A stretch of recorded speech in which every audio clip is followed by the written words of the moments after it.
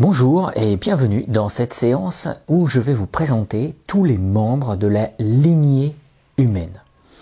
La lignée humaine, par définition, ce sont tous les individus actuels et fossiles compris entre l'ancêtre commun, entre l'homme et le chimpanzé et l'homme moderne.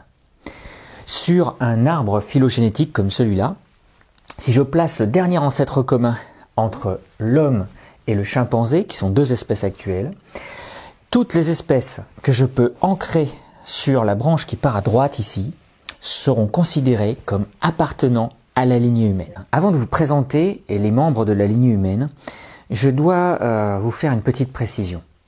Sur cet arbre-là, l'axe du temps peut être représenté verticalement. Le passé ici, le présent là. En pointillé, je vous indique le temps actuel. Cet axe horizontal permet de montrer que le chimpanzé d'une part et l'homme moderne d'autre part sont des espèces actuelles. Toutes les espèces qui se situent en dessous de ce trait horizontal sont considérées comme fossiles et ont disparu. Eh bien, il se trouve que pour la lignée humaine, il ne reste plus aujourd'hui qu'une seule espèce appartenant à cette lignée, et c'est la nôtre. Ce qui fait que le groupe des hominines ou homininés n'est plus représenté actuellement que par une seule espèce. Quant à cet ancêtre commun-là, il vivait il y a environ 10 millions d'années.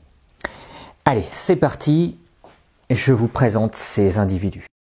Alors nous voici entourés de crânes et de squelettes plus ou moins complets. Si on s'intéresse aux squelettes et pas à la partie qui les recouvre, la chair, les muscles, c'est tout simplement parce qu'ils ne se conservent pas au cours du temps. Donc dans un échantillon fossile, je ne retrouve que des os, parfois transformés en roches, donc c'est ce qu'on appelle des fossiles. Ce qui est important de comprendre là, c'est que mes crânes en particulier ici, sont classés par âge. C'est-à-dire que vous avez ici les plus anciens fossiles, et ici les individus les plus récents, avec les deux derniers qui sont carrément actuels. Alors on va commencer par regarder les actuels. En l'occurrence, l'homme moderne, c'est celui-là. Alors ici c'est un vrai crâne humain et il a subi quelques affres du temps et c'est pour ça que je vais plutôt prendre la reconstitution qui se trouve là. Sur ce crâne, on voit des caractéristiques qui sont propres à la lignée humaine. Par exemple, une face complètement plate, avec un menton et un front proéminent, qui permet d'avoir une grande capacité cérébrale qui se cache à l'intérieur de ce crâne. Ici, j'ai 1400 cm3 en volume.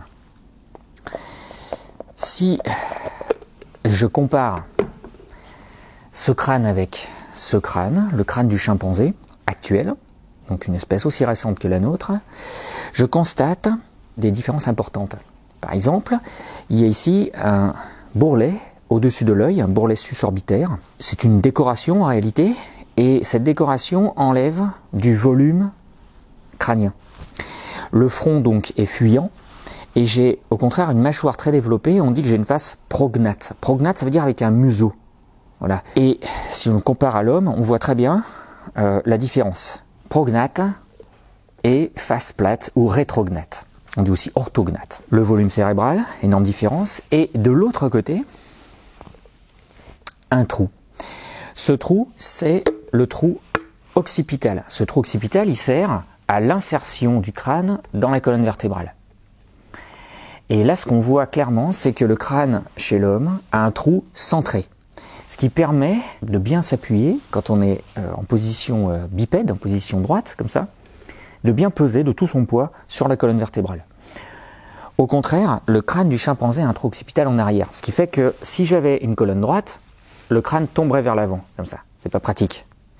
Donc en réalité, ce trou occipital est compatible avec une station quadrupède, où l'animal, en fait, tient sur ses 4 membres. C'est pour ça que ça, c'est un signe de bipédie. Voilà. Alors maintenant, comment je procède? Je regarde mes crânes, là, et je vérifie qu'il y ait ou pas présence d'au moins un caractère dérivé propre à l'homme. Par définition, si j'ai un caractère dérivé propre à l'homme, alors j'appartiens à la lignée humaine. Et sinon, j'appartiens à la lignée des chimpanzés. Voilà. Alors on y va. On va regarder le premier crâne qui se trouve ici, le plus ancien. de ma collection, mais ce n'est pas plus ancien dans les échantillons fossiles. Ce crâne-là, si on le regarde, ressemble à s'y méprendre à un crâne de chimpanzé.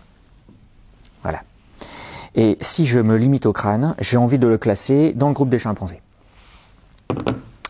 Ce crâne-là, ben c'est pareil. Ici, j'ai typiquement un crâne de singe, avec bourrelet susorbitaire, un front fuyant, même une crête ici, et pas de menton. De même, sur ce crâne, j'ai des bourrelets susorbitaires, une capacité crânienne très réduite, de l'ordre de 380 cm3. Chez le chimpanzé, on atteint moins de 350, parfois 400 cm3, mais pas plus. Donc on a les mêmes ordres de grandeur. Si je considère donc ces trois crânes, je peux dire que là, j'ai trois singes. Oui, sauf que ces trois singes étaient bipèdes. Comment on fait pour le savoir? Eh bien, on regarde la position du trou occipital et on voit qu'il est légèrement recentré. Cependant, si je me limite au crâne, je ne peux pas vraiment être sûr que ces animaux étaient bipèdes. Il faut que je regarde le reste du corps. Et là, alors, j'en ai pas ici, mais si je regarde le bassin en particulier, là, je remarque que le bassin de cet animal-là est plutôt large et court. Ça veut dire qu'il y avait une insertion de muscles importante. S'il y a une importante musculature au niveau des jambes, ça veut dire que l'animal se servait de ses jambes. Et donc je peux penser qu'il était bipède. Autre chose, la longueur de sa jambe, là, est légèrement supérieure à la longueur de ses bras. Ça aussi, c'est typiquement vrai chez un animal bipède comme l'homme. Mais par contre, ce n'est pas le cas chez le chimpanzé. Ces trois organismes, ces trois êtres vivants, sont donc rangés dans la lignée humaine. Parce qu'on considère qu'ils avaient une bipédie quasi permanente. Au-dessus des épaules des singes, en dessous des épaules des hommes. Alors cependant, on ne considère pas qu'ils font partie du genre Homo. Ce ne sont donc pas des hommes, mais des individus qui appartiennent à la lignée humaine, c'est-à-dire des homininés. On les a appelés australopithèques, parce que les premiers membres de ce groupe-là ont été découverts en Afrique australe. Ça, c'est l'australopithèque des Afars, plus connu sous le nom de Lucie, qui date de 3,8 millions d'années environ. Ça, c'est l'australopithèque boisei. Et ça, c'est un australopithèque très archaïque du sud de l'Afrique. Au fait, est-ce qu'on est bien sûr qu'ils étaient bipèdes? Est-ce qu'on peut le prouver, ça? Oui, on peut. Parce que j'ai ça. Devant vos yeux ébahis, les traces de l'étolie. On regarde ça tout de suite. Alors, sur les traces de l'étolie, qu'on a trouvées en Tanzanie, on a les empreintes d'individus qui vivaient il y a environ 3,2 à 3,8 millions d'années. C'est-à-dire l'époque à laquelle des australopithèques vivaient en Afrique, des australopithèques comme Lucie en l'occurrence. Alors, ce qu'on découvre ici, ce sont des traces de pas, là, 2 pieds en réalité, petits, là et là, et 2 autres traces de pas, un peu plus grands, là et là. Comme si 2 homininés avaient marché ici et un autre là. Ce que je suis obligé de montrer pour prouver qu'il y a une bipédie permanente, c'est qu'ils n'utilisaient pas leurs mains pour marcher. Première remarque, je vois des empreintes ici qui ressemblent à des pieds et je n'ai pas d'empreinte de main. Donc c'est a priori déjà une première preuve. La deuxième preuve, c'est que les traces de pieds qui sont là sont marquées par ici un talon fortement appuyé sur le sol. Et devant le pouce du pied. Là, le pouce du pied et ici le talon. Et ça, c'est typique d'une marche bipède avec des pieds qui n'ont plus de pouce opposable. Le pouce opposable, c'est mon pouce comme ça. Ici, je n'ai pas du tout d'empreinte à cet endroit-là. J'ai qu'un pouce là qui est parallèle aux autres orteils. Et le fait d'avoir le talon fortement appuyé montre que l'individu posait d'abord la base du pied, puis les orteils. Et ça, c'est typiquement ce qu'on fait quand on marche avec des pieds. Contrairement à ce qu'on fait avec des mains. Si je marche avec des mains, je vais marcher sur les poings, comme ça. Ça, c'est ce qu'on appelle d'ailleurs le knuckle walking, qui est apparu chez les chimpanzés, qui marchent comme ça. C'est pas du tout ce qu'on a ici. Un talon fortement appuyé, un pouce qui a l'air parallèle aux autres orteils, et pas de présence de traces de main. C'est donc bien la preuve ici qu'on a un animal bipède qui vivait à l'époque des Australopithèques et dont la taille des pieds correspond à ce qu'on a trouvé sur les fossiles d'Australopithèques. C'est pour ça qu'on pense que ce sont des Australopithèques qui ont laissé ces traces, donc des homininés qui appartiennent à la lignée humaine. On va passer à ces crânes-là. Ces crânes-là sont plus récents. Vous avez ici un individu dont le prognatisme, la mâchoire là, et le torus susorbitaire est encore marqué. Cependant, le volume crânien a augmenté. On est ici aux alentours des 1000 cm3. Ah là, ça n'a plus rien à voir. 400 cm3 chez un Australopithèque, 1000 cm3 ici. On considère que là, on est rentré dans le groupe des homos, ça veut dire des hommes. Donc ça, c'est un homme. C'est un homme, mais ce n'est pas un homme comme nous.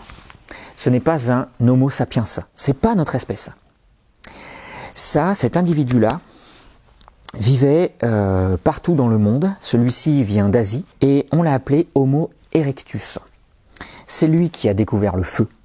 Et c'est grâce à cette découverte qu'il a pu aller dans tous les espaces de la planète et on en trouve des fossiles absolument partout. Ici, j'ai un individu dont la capacité crânienne est quasiment la même que la nôtre. On est à environ 1400 cm3.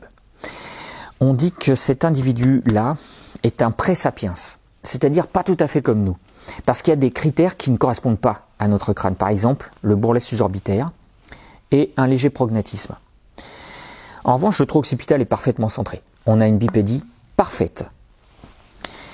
Ce groupe est sans doute à l'origine de celui-là.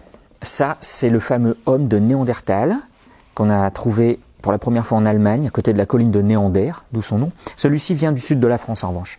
Il était très présent en Europe et ce qu'on remarque, c'est qu'il a une capacité crânienne très élevée, supérieure à la nôtre actuellement, 1600 cm3 là, mais il a encore des décorations, ici, un bourrelet susorbitaire et pas de menton saillant. Autrement dit, un léger prognatisme. Chez l'Homo sapiens, ici l'exemplaire de l'homme de Cro-Magnon, qu'on a trouvé en Dordogne, ici vous avez les caractéristiques typiques de notre espèce. Cette fois-ci, plus aucun bourrelet susorbitaire, une face complètement plate avec un menton en particulier là, et un volume crânien important, 1600 cm3 chez l'homme de Cro-Magnon, qui vivait il y a environ 30 000 ans en France, mais qui est apparu dans le monde il y a environ 200 000 ans. On pense d'abord en Afrique, et il y a environ 100 000 ans, l'Homo sapiens a envahi le monde entier. Alors, si je veux dresser un bilan de toutes les observations que nous venons de faire, je peux résumer les choses de la manière suivante. Sur mon arbre phylogénétique, je constate que les premiers caractères dérivés, apparus et propres à l'homme, sont en lien avec la bipédie. Donc là, je place quelques caractères associés à la bipédie permanente.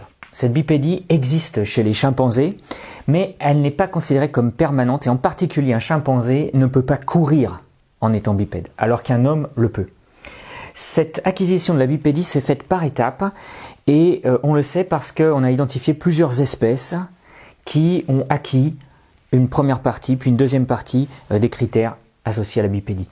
Le plus ancien individu fossile découvert et appartenant à la ligne humaine s'appelle Toumaï. C'est son nom d'espèce et donc je peux le placer ici après l'apparition d'un premier caractère lié à la bipédie. Cet individu vivait il y a 7 millions d'années et il a disparu. Ce n'est pas un australopithèque. Les premiers australopithèques acquièrent une bipédie par étapes. J'en dessine un, j'en raccroche un autre. C'est un groupe relativement étoffé. Ce qu'on sait, c'est qu'ils ont tous disparu par contre il y a environ 2 millions d'années et ils ne vivaient qu'en Afrique. Les critères qui sont ici sont associés cette fois à l'augmentation du volume cérébral. On va passer de 400 à 600 cm3, puis 800, 1000, 1200 et on va atteindre 1600 à 1400 cm3. Cette augmentation du volume cérébral, elle est atteinte chez les premières espèces d'hommes, les homos. Homo habilis par exemple, que je présente ici, l'Homo erectus, l'Homo ergaster, etc. Parmi ces homos, certains vont conduire à l'homme moderne.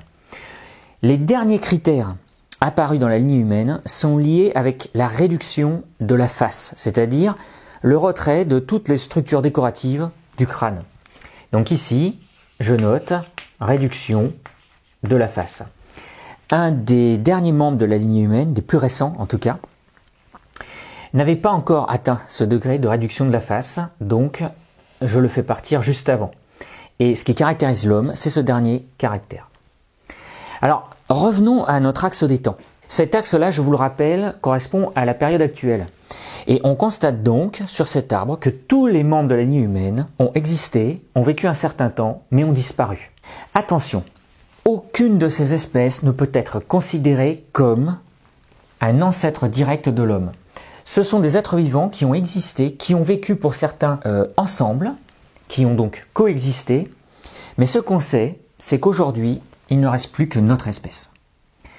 L'explication la plus simple, c'est que nous exploitons si bien nos ressources que nous rendons la concurrence absolument impossible avec les autres groupes. Donc toutes les espèces qui ont vécu avec nous ont été forcées et contraintes de disparaître. Je vous remercie de m'avoir suivi et je vous dis à bientôt pour une prochaine vidéo.